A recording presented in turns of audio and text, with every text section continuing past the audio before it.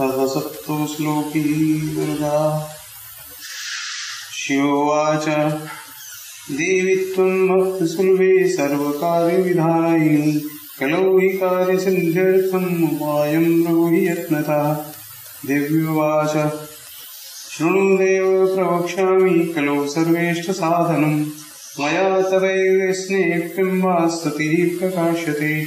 ॐ अस्य श्रीदुर्गा सप्तश्लोकी मन्त्रस्य नारायण ऋषिः अनुष्टुप्छन्दः श्रीमहाकाली महालक्ष्मी महासरस्वत्यो देवताः। श्रीदुर्गा प्रीत्यर्थं सप्तश्लोकी दुर्गा पाठे विनियोगः। ॐ ज्ञानिनाम् अभिचेतांसि देवी भगवती सा बलादपरस्य मोहाय महामाया प्रयच्छति।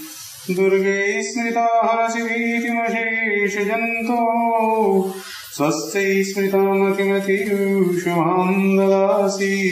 दारिद्र्यदुःखभयारिणी पातु धन्या सर्वोपकारकरणाय सदार्धचित्ता।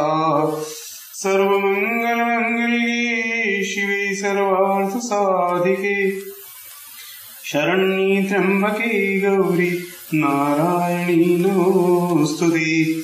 शरणागतदीनार्थ परित्राणपरायणे सर्वस्यातिहरे देवी नारायणी नमोस्तुते।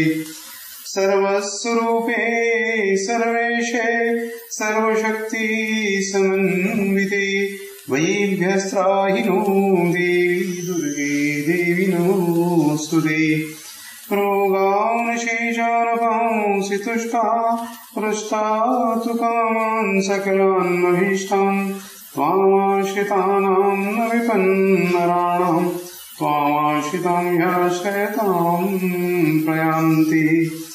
सर्वाबाधाप्रशमनं त्रैलोक्यस्याखिलेश्वरि एवमेव त्वया कार्यम् अस्मद्वैरिविनाशनम्। इति श्री सप्तश्लोकी दुर्गा सम्पूर्णा। श्री दुर्गार्पणमस्तु।